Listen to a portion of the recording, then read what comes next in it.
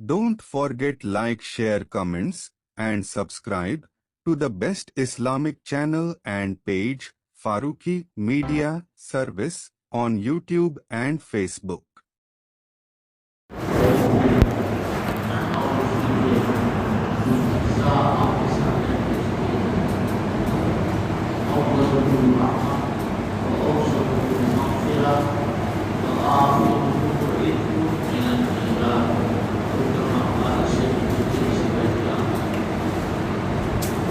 یہ رمضان کے بارے میں حضرت نے فرمایا کہ اس کا پہلا عشرہ یعنی پہلے 10 دن اللہ کی رحمت ہے۔ میں نے عرض کیا کہ اگر اللہ کی رحمت ہوگی تو آگے ہوگی تو آگے کے لیے قدم اٹھے گا، اگر اللہ کی رحمت ہوگی تو مانگنے کے لیے قدم اٹھے گا، ہاتھ اٹھیں گے، اگر اللہ کی رحمت ہوگی تو 5 وقت مسجد میں حاضری کی توفیق نصیب ہوگی، اگر اللہ کی رحمت ہوگی تو قرآن پڑھنے کا شوق پیدا ہوگا، اگر اللہ کی رحمت ہوگی تو داڑھی کی عزت کریں گے، اگر اللہ کی رحمت ہوگی تو شرعی پیجامہ یعنی ٹخنوں سے اونچا اور لمبا کرتا تھوڑا لمبا ہو یا زیادہ لمبا نہ بھی ہو تو بھی اللہ کی رحمت پر موقوف۔ پھر جب دوسرا عشرہ آ گیا کہ اب اللہ کی رحمت تمہیں مل گئی، اوسطہ مغفرہ، تو اب مغفرت کے لیے ہاتھ اٹھاؤ۔ اللہ تعالیٰ کی رحمت سے تم نے ہاتھ اٹھائے مغفرت کے لیے، اپنی مغفرت طلب کی، تو اللہ کا فیصلہ بھی یہی ہوگا کہ تمہاری مغفرت ہوگی۔ اس لیے کہ مانگنا، گناہوں سے بخشش طلب کرنا، یہ اللہ تبارک و تعالیٰ کو بہت پسند ہے اور اسی لیے فوراً معاف فرما دیتا ہے گناہ کو۔ لیکن جو شرائط میں نے کل بتائے تھے ان کو ذہن میں رکھیے۔ ایک تو یہ کہ حلال روزی حلق میں جائے، پیٹ میں جائے، یہ اچھی طریقے سے کوئی دعا قبول نہیں ہو رہی ہوتی ہے حرام کھانا۔ اللہ ہمیں بھی بچائے، آپ کو بھی بچائے۔ اور دوسرے زبان کی حفاظت، تیسرے آنکھ کی حفاظت۔ اگر کوئی آدمی یہ کر رہا ہے تو اگر کوئی آدمی ایسا ہے کہ اپنا ساتھی سے چپکے سے کہہ رہا ہے ہمیں دینا وینا تو کچھ ہے ہی نہیں، جیسے 50,000 روپیہ خرچ دے دو، تو کیا کہے گا سامنے والا؟ یا بیوقوف دوسروں کو بنائیے، ہمیں معلوم ہے۔ یہ تو ایک بات کے لیے ہمیں پتہ چل گیا، اللہ تو دلوں کی بات کو جانتا ہے کہ یہ آدمی صرف رمضان کے لیے آیا ہے اور رمضان میں نماز پڑھے گا، باقی عید سے نماز چھوڑ دے گا۔ ایک صاحب کو دیکھا کہ وہ عید کے دن نماز فجر میں نہیں، پوچھا کیوں؟ بہت دن کی بات ہے، 30-40 سال پہلے کی۔ کہنا ہم رمضان میں نماز پڑھتے ہیں۔ ہم نے کہا کیوں؟ رمضان کے جو خدا ہے وہی تو آج بھی ہے۔ سوچیے ذرا سا، یہ مسلمان سے ہم کہہ رہے ہیں، ہمیں تو شرم آتی دوسروں کے سامنے کہتے ہیں کہ مسلمان سے ہی ہم کہہ رہے ہیں کہ تم نماز پڑھو۔ مسلمان خود نماز پڑھنے کے لیے بے چین کیوں نہیں ہوتا؟ خلاصہ یہ کہ اوسطہ مغفرۃ وآخرہ عتق من النیران، اور آخری 10 دن جہنم کے عذاب سے آزادی، جہنم کے عذاب سے دوری۔ کیسے؟ گھر بیٹھے ہوئے نہیں، اب اور زیادہ۔ دیکھو پہلے آتے تھے مانگ کے چلے جاتے تھے، پہلے آتے تھے نماز پڑھ کے چلے جاتے تھے، پہلے آتے تھے قرآن پڑھ کے چلے جاتے تھے۔ اب چوکھٹ پر لیٹ جاؤ، آپ چوکھٹ پر بیٹھ جاؤ کہ اعتکاف کا کیا مطلب ہے؟ ایک آدمی بیٹھ گیا، پورے محلے کی طرف سے کفایت ہے۔ اللہ اکبر، اتنی بڑی لاٹ صاحبی ہے، کس کے لیے؟ معتکف کے لیے۔ اتنا بڑا لاٹ صاحب ہو، ہاں بے شک وہ لاٹ صاحب، اس کو تو فقیر اپنے آپ کو سمجھنا چاہیے، اس کو تو گناہگار سمجھنا چاہیے، لیکن اللہ کی نظروں میں وہ اتنا ہے کہ تم نماز جنازہ پڑھو گے تو تمہیں ثواب ملے گا۔ وہ وہاں بیٹھا ہوا اسے ثواب مل رہا ہے، وہ جنازے کی نماز پڑھنے نہیں ہے۔ تم کھانا کماؤ گے تو تمہیں کھانا ملے گا، اور وہ جو لاٹ صاحب وہاں بیٹھے ہوئے ہیں ان کو کوئی ضرورت نہیں، دوسرے لوگ لائیں گے، اور اگر نہ لائیں گے تو گناہگار ہوں۔ گھر والوں کی بات میں کہہ رہا ہوں، گھر میں ماشاءاللہ بچے ہیں سب ہے، وہ لوگ لائیں گے، لیکن اگر نہ ہو کسی کے تو ہمارے اوپر ضروری کہ ہم وہاں کھانا پہنچائیں۔ اور جو ضروریات ان کی ہم کفالت کریں. کیوں؟ اس لیے کہ وہ پورے علاقے کی طرف سے بیٹھا ہوگا.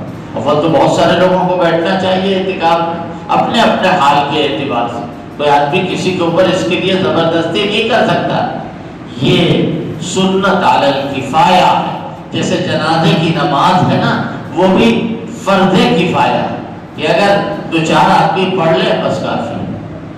اگر کوئی نہ پڑھے تو گناہگار نہیں ہوگا. لیکن مستحب تو یہی کہ سب لوگ پڑھیں. محلے کا اپنا بھائی دنیا سے چلا گیا ہے، اس کو رخصت کریں ہم اور جنازے کی نماز پڑھ کر کے. لہذا اب آؤ اور آ کر کے چوکھٹ پر بیٹھ جاؤ. اور کیا کریں، اگر آپ کی ڈیوڑی میں کوئی آدمی 10 دن تک بیٹھا رہے اور جب آپ جائیں گزریں تو آپ سے کہیں کچھ دے دو، کیسا لگے گا بتائیے؟ اللہ نہ کرے، اللہ نہ کرے، اللہ نہ کرے کبھی ایسا ہو. لیکن اللہ کو کتنا پسند ہے کہ ہمارے گھر پہ ٹکا ہوا. کاہے کے لیے ٹکا ہوا؟ گناہ معاف کرانے کے لیے، جنت میں جانے کے لیے. اللہ کے بندوں سے دوری اور اللہ سے لگاؤ کے لیے. گھر سے دور، مسجد سے قریب. مسجد تو اس کا گھر ہی ہے. مسجد کو تو بیت اللہ کہا جاتا ہے، اللہ کا گھر کہا جاتا ہے. وَأَنَّ الْمَسَاجِدَ لِلَّهِ فَلَا تَدْعُوا مَعَ اللَّهِ أَحَدًا. یہ اللہ تعالیٰ فرما رہا ہے کہ ساری مسجدیں اللہ کی. لا تدعوا مع اللہ احدا، اللہ کے ساتھ کسی اور کو مت پکارو. اللہ کے ساتھ کسی اور کو مت پکارو.